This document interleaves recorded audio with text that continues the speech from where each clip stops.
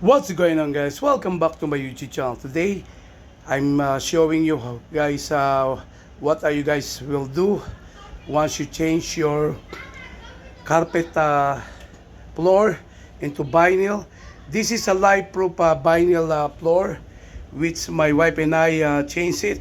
Now only thing that I need to do is to paint our wall.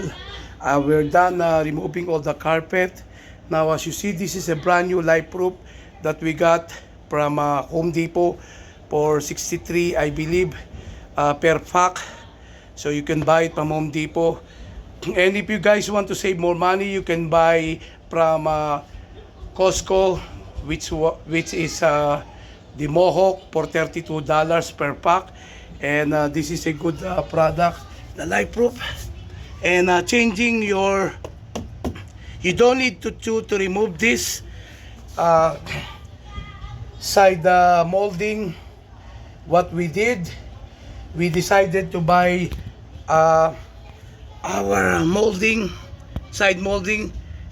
I believe this one is like a quarter of an inch that you can get it from Home Depot for $1 something per foot, and you can get it from Home Depot.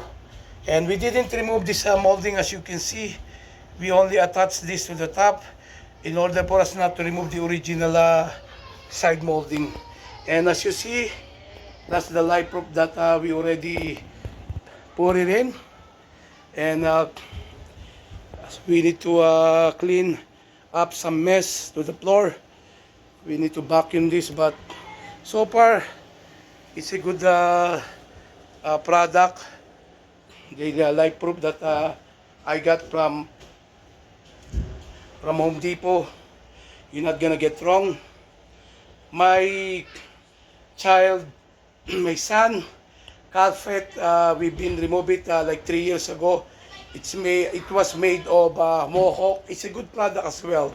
It's cheaper, more the joint. It's durable than the life proof, but when it comes to installing the life proof, I like the life proof more, easy to install, and I don't have any problem. And as you see, it's a good color. I like the color itself. I like the texture. It's a little bit rough. You're not gonna get skid. And I decided to buy a carpet from Amazon. But so far, I don't have any problem. For those of you guys are doing DIY and you want to save tons of money, if you guys get an estimate from a tiles installer, they basically give you a roughly estimate approximately for one bedroom. Our bedroom is somewhere around 890 square feet, which is our master bedroom, or 890, somewhere around there to 900 square feet, our master bedroom. And this one, I got an estimate from a vinyl tiles installer.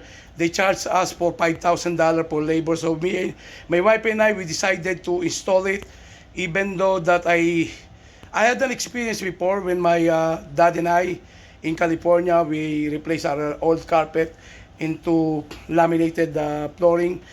Since then, I have experience from that experience way back before, almost 15 years ago.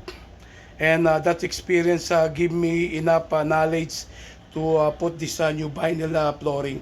Now as you see, it's a beautiful vinyl flooring, but the one that I installed to my dad, it was a laminated flooring. But this one is a vinyl. Get it from Home Depot. You're not gonna get wrong. Do not remove the old sidings that you see. I didn't remove this baseboard. I buy a quarter of